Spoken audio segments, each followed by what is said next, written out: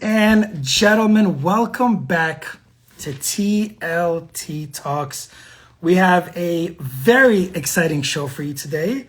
Lots of changes in the marketplace, lots of changes in the industry, lots going on out there. And so today we have a couple special folks that are going to come on and have a chat with us about it.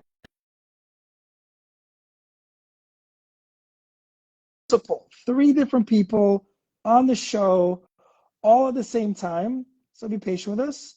Give us an opportunity to get them on. Tell you, every time the hardest part of Instagram is getting folks on the actual. Here we go. We got one. Nancy Robbins. Good afternoon. No, I think it's still morning. It is still. Yeah, I'm always one step ahead. It is still morning. I'm always one step ahead. I don't really know what to do. Oh, hold on. We got one and one more. The trifecta. Come on. Good day. Come on. What's up, Mr. Dimo? How goes it? Great. How are you feeling? We are feeling amazing. We'd be feeling much better if we can get Marianne on. I just shout out hello to my brother Andy who joined and Gary Carr who I see is. Hang on 1 second. We just sent Marianne an invite. I'm telling you, man, the hardest part of the show is actually getting the guests on. I've been talking Instagram about this forever. We just sent her a request. Wait a minute. We did it. Let's go. Good morning, everyone. Good morning. Good morning. I wish I could use my phone to take a story of this live we're doing. This is so awesome. Well, the world, for everyone that's going to watch this, for everyone that's going to get this later in our email news send, let me just make a couple of quick introductions. We have, it's actually funny. I was going to say on the bottom right, but I don't know for the people watching where you'll be. So when I say your name, maybe just raise your hand. Maybe we'll just go. First, we have with us Mariana Palacios Vega. Let's get a hand raise. Oh, sorry. There we go. Mariana is our transaction and marketing coordinator. I have two hats in our team. I'm the founder and I'm the head of sales. Mariana is my right hand in the sales department and Steven's right hand in the rental department, overseeing all things sales rentals. She has been after it over the last couple of months, attending seminars, attending workshops, just trying to learn the terrain and get familiar with the terrain of everything that's coming. Then we have Mr. Mark Dimov, one of the senior. Oh, we got a hand. There we go. If you couldn't tell. We got a hand. That's good. I didn't think about that. One of our senior sales agents on our team. And the last but not least, we have our lovely Nancy Robbins. Actually, Tony Robbins' sister. Now, that's a joke. No relation. No relation. Nancy Robbins. So let's just take a minute. Why don't we go in that order? Why don't you guys take a minute to introduce yourself and tell us a little bit about you, maybe how long you've been in the industry, maybe your focuses, anything you really want to share. Mariana, let's start with you. Hi, guys. Well, Eugene said it very concise. That's exactly what I do for the team. I basically let the agents go and sell while I take care of the transaction. I make sure to know everything that's going on with new rules, new alignments. So when it comes time to do a transaction sheet, when it comes down to contracts, when it comes down to closing, the agents are ready and I can do the prep for them in the work, working behind the scenes. Love it. Our motto is that our agents should be with their people and their properties, and Mariana makes that possible. So Mariana, thank you for the day-to-day effort. It must be like so easy to handle all the inbound requests from all the listings, from all the agents. And agents are always so on point with all their paperwork, right? It's always so precise. Let's go to Mark. Mark, my man, what do we got?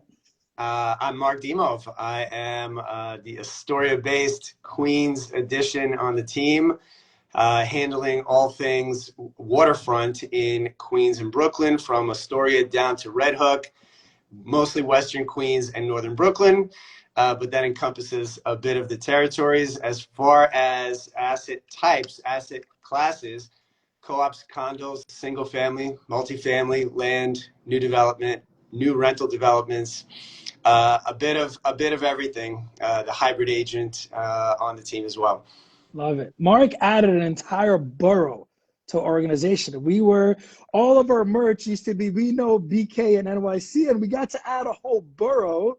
So thank you, Mr. D. It was actually perfectly timed too, because we ended up getting a couple new developments in Queens, and Mark's about to launch. Mark's on a new development now that's 50% in contract very quickly at record pricing, and about to launch one upcoming in Astoria. So Dimov, always a pleasure. We love having you.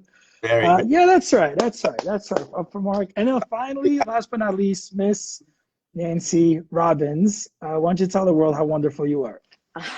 Well, I wouldn't go that far, but so I've been in real estate a little over 10 years. I've been on the Litvak team a little over 4 years. I am a New York City girl, been here my whole adult life, which is a long time.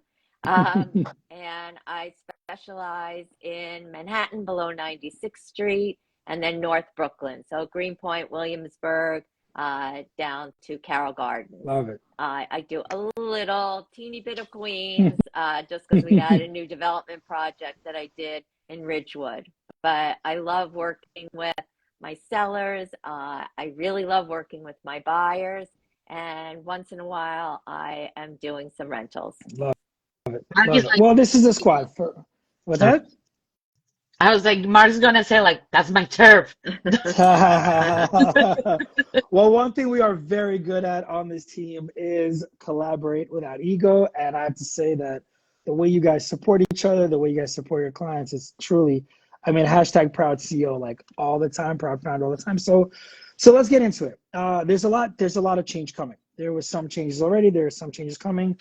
We'll try to keep the purpose of this live today is not to vent or rant or go into our personal feelings about, the changes and what they represent, but instead to report.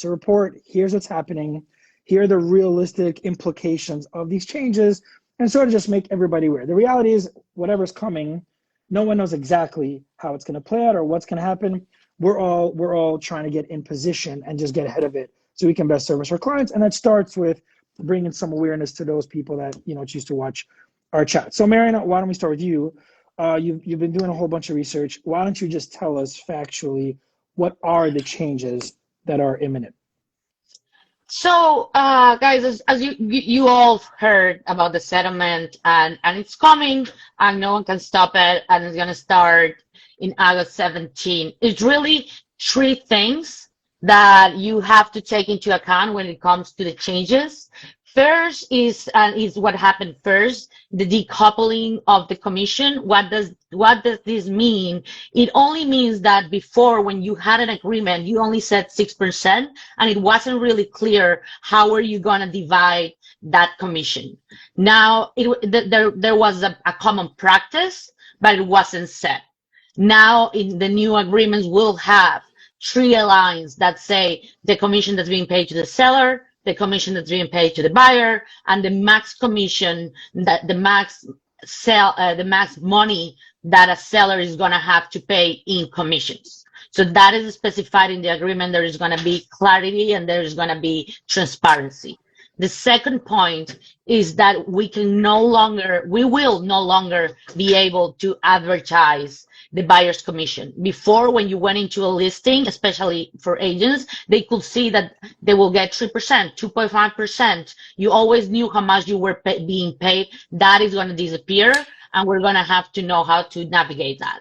And the third thing that is going to happen is that the relationship with buyers is going to change, in a sense that we need now a buyer representation agreement. This doesn't mean that they have to write an exclusive. It cannot be exclusive, but it has to have what the agent is doing for you, and what are you giving him in. It can be nothing, it can be a lot, but it has to be stated and it has to be signed. So things are getting more aligned. Things are getting more transparency. Things, I think this is a step forward for the industry into getting more professional in our systems. Awesome. Thank you so much, Mariana. Yeah, so to synthesize, it's a couple different things. The listing agreement changes have already taken effect. And so that's that. And the other changes, as Mariana said, those are coming in August. So the whole industry is kind of scrambling, trying to figure out exactly how will happen and what will happen. And where I thought we can have a nice chat is, Mark, let's start with you. Your business, you work with all facets, as you met. I think I would need one of those real long scrolls to define all the different areas of your business and expertise. But one of those areas is certainly sales listings. So I'm a seller. It's August 18th. This new thing has now set in, right? How is my world different? What are the implications to me as a seller once these new laws take effect? So, quite honestly, in a certain way, not much has changed. From a seller's perspective, they're still going to continue on as is. There's an understanding that they're going to sign a listing agreement. There's going to be a commission paid out. Now, as you know, just to piggyback off of Mariana was saying, there's transparency around it. They understand what each side is getting. Already, I've intercepted the question, well, do I need to pay a buyer agent commission? No, you don't, but we would encourage that you continue to do so. In our industry, it's customary that 80 to 90% of deals are co-broke. There's a listing agent and there's a buyer's agent, and the buyer's agent should be compensated. If the seller is not paying a buyer's agent, then that fee, that cost gets put onto a buyer. And ultimately, a buyer has a limited amount of money to make a purchase. So if they have to pay a fee, then it's going to be reflective on the purchase price. So we would encourage sellers to continue paying out a fair broker fee for the buyer's agent. So we're not complicating matters. This is going to be a big change in the industry and in our market in New York City. It's not customary that buyers sign a buyer rep agreement. So it's going to be educational for both sides to understand how to navigate this whole world. But ultimately, we would encourage sellers to continue paying a buyer's agent. This way, it's not interrupting how much they're going to get in their bottom line. It's going to be reflected one way or the other. Yeah, for sure. And you know, I'm someone that really studies data and numbers. And for anyone that knows me, you know, I have this line that I live by that when story meets fact, fact always win. Here's a fact. Here's a fact. The fact is there's an evaluation protocol. Here's how you price a real estate asset. Or what goes into that, the most important thing that goes into that is recent comps, the recent historical things that took place. All of those comps are based on, you know, 90% of all transactions are co-broke. And so all of those comps are based on a buyer's agent getting paid as well, or at least a marketplace where the traffic is based on buyer's agent pay as well. So for the seller that's out there that says, well, I'm not going to pay a fee anymore, that's okay. But then you got to take a look at all those comps and immediately adjust it by what you're pulling out of it. For example, if I'm selling a one-bedroom apartment, it's $1 million and it has no outdoor space, and I look at a bunch of comps and all the comps have outdoor space, I've got to make like an adjustment for that outdoor space. If I'm selling a unit, if I'm selling a real estate asset based on a certain guideline, and one of those guidelines is a buyer's commission, and I've removed that guideline, just like I would remove an outdoor space, I've got to make an adjustment to the valuation. So partially to sellers out there, you know, you have to factor in all the different elements. And I think what Mark said is really, really accurate about, at the end for buyers, it's ultimately about their net number. So if buyers are buying a new development, you know, that's a different element of negotiation. Sometimes there's concessions and that, but ultimately the buyer cares about the net number. Every buyer we've ever met would like the best possible deal. And, you know, a good price. Sellers want the most amount of money. Buyers want the least amount of money. You try to look to deal make.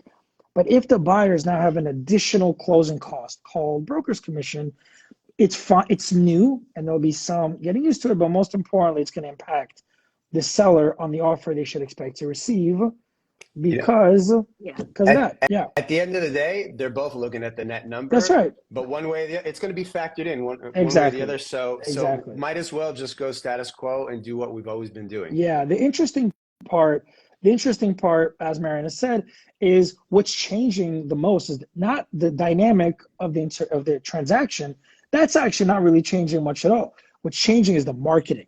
What's changing is the fact that there's a certain way people look at real estate assets, and that way is now changing, and that's what we'll have to adjust. So, I also let me think there's actually, a yeah, please. I think it's a communication issue, Hmm. more than anything, in clarity and in Yeah, understanding. So both for the seller to understand what is the impact right, of paying versus not paying the buyer's broker, and what that is going to do to their sale listing. right, And I think on the buyer side, there's a great, like, I know my buyers, you know, some of them have this perception from reality TV that I ride around in a limo yeah. in Where'd you my, park your Bentley today, yeah, Nancy? where's my limo, that I just go in and I open a door and we have a deal and we walk away. So Yeah, this really gives the opportunity to open up a conversation on the value that the buyer's agent provides to the buyer, right, especially in a first-time home buyer, right, and the advice we provide, in the work that we do in, you know, in New York City, especially on getting someone through a board package and a board right. interview and a home inspection. And, you know, it's not, we don't just open a door and then tomorrow collect a check. Yeah. You know, Mhm. there was, I mean, I wish. I would be nice. I It would be wish. nice. You And know, it'd be also nice. I think the going forward with having an agreement that outlines the relationship will provide, you know, some understanding that in the past there are many times that we'll work with a buyer for years, for 2 years working with them, and then at the end of the day they go find something on their own or they go with somebody else. We put in 2 years worth of work. So Mhm. this just creates a greater sense of the clarity and the understanding in the value that we provide and the relationship that we have with our buyers of what we're going to do for them. Yeah, that's right. I mean, and that's what I love about it. You know, for every, we often hear the stories of, oh my God, that broker was terrible. You know, and that's true. There are lots of terrible brokers. And equally, you know, for the real estate community, there's no salaries. There's no, this is sort of what you do. You provide a service with the expectation that if you get there, then there's some sort of compensation. And you know what was lacking, just as you said, was the clarity. What was lacking is the clarity.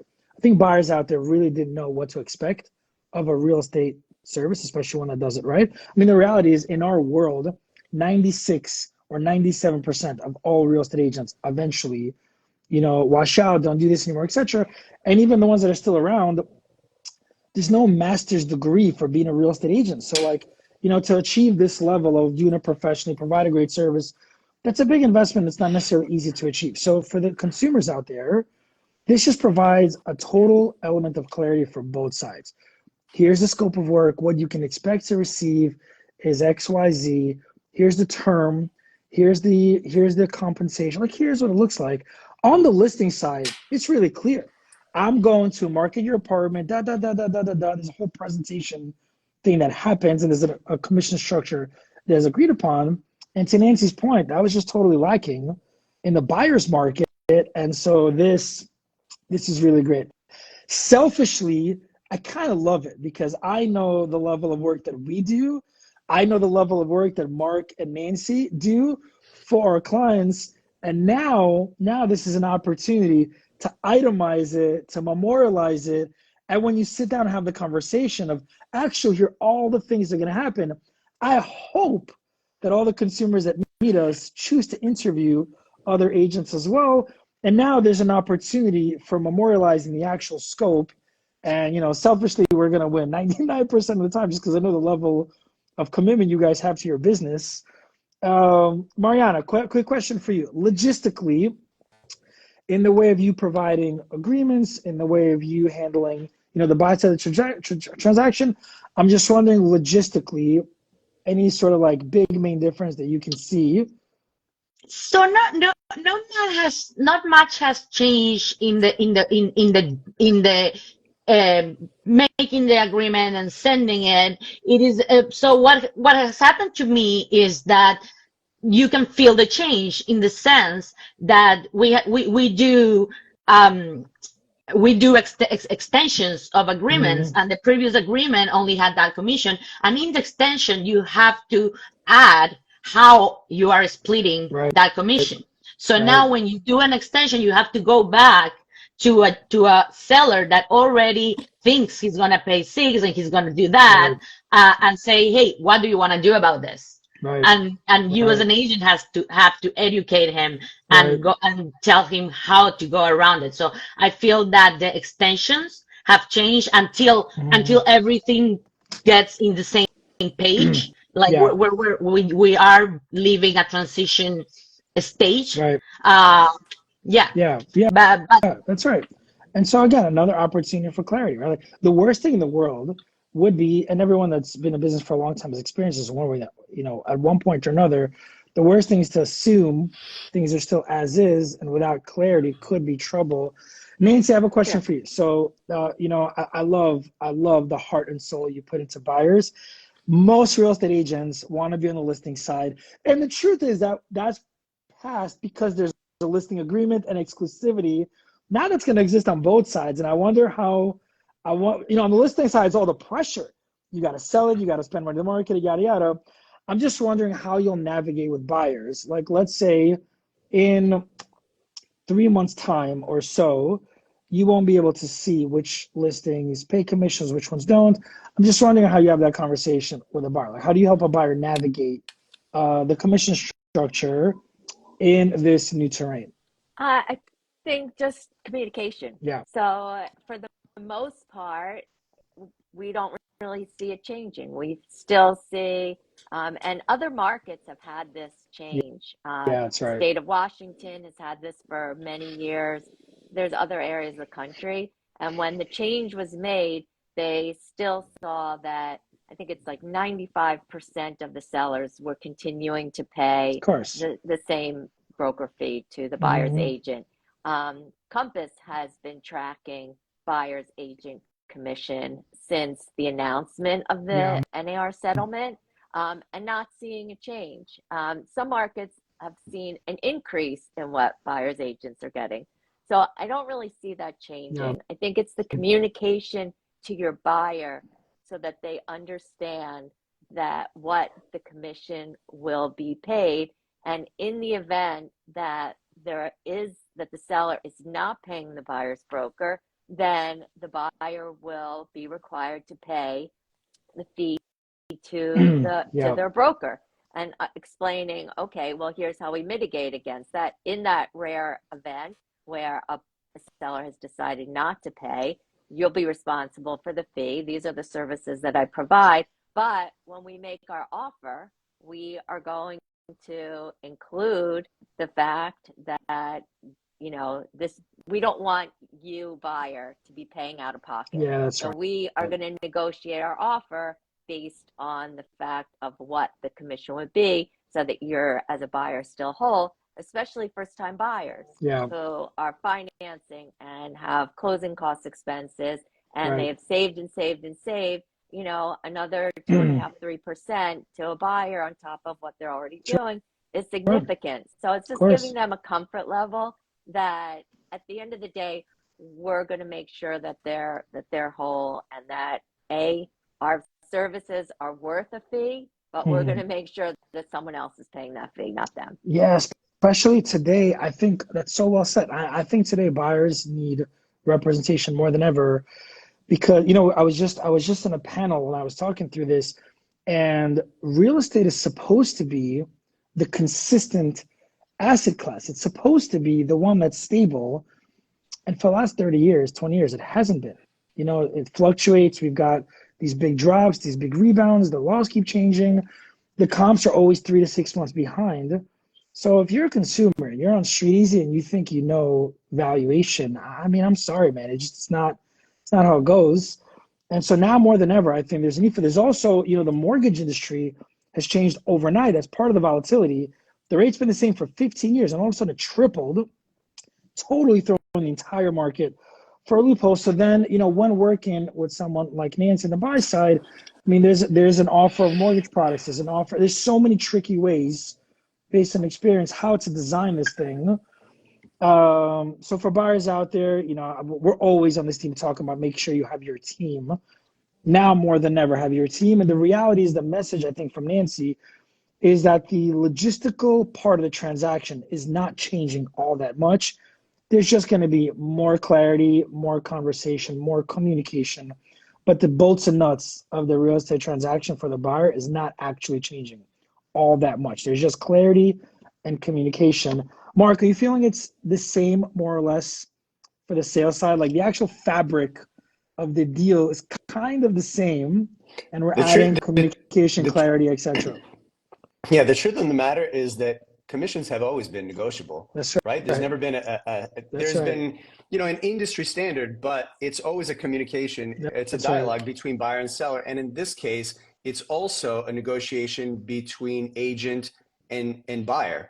Sorry, before it was agent and seller, it's always a negotiation. And now there's also negotiation between agent and buyer. If there's a difference between what one would expect to receive from a seller's side, maybe it's a half a point or a point, that would go onto a buyer. That too is a negotiation, right? We always try to, on a buyer side, try to put that cost, that fee onto the seller.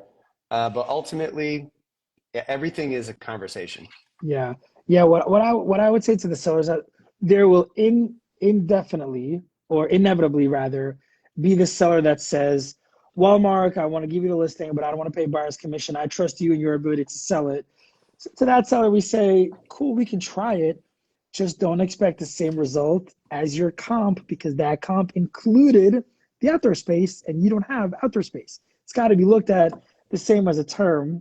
You guys, I got to tell you, our industry is shaken up about this. There's lots of people that fret over what's coming and what this will do to the industry. And, the press love to write about all the negative implications. And from where I sit, I'm actually really excited. I'm excited that our industry professionalism will level up. I'm excited at the level of clarity that will be in every single relationship. I have full confidence in our team to communicate clearly and to deliver. So actually, the real estate industry is one of those industries that's not known to be super professional. And while there'll be some, transitional pain points, ultimately, I think on the other side of this, it's going to be a cleaner industry, more professional. Those are my final thoughts. Let me go around the room for final thoughts real quick. And I know everyone's got a crazy day. So, Mariana, any final thoughts to close us off? To be honest, you stole my words. Like from See, where I see, one step ahead, boom. it's exactly what I was gonna say. Like I feel that the fact that they hear lawsuit, the fact that they hear new settlement, like people, not agents, a lot, but also buyers and sellers and they're curious because they're not well informed. They're saying like what's happening with the lawsuit, what's happening. And I think it's on us, on the agents, to calm this and to educate that in fact not much is changing and not much should change. There's gonna be and to be honest, like we deal with a lot of agents. We have a lot of agents, so we have a pool of experience. Right. And Mark, Nancy, you will back me on this.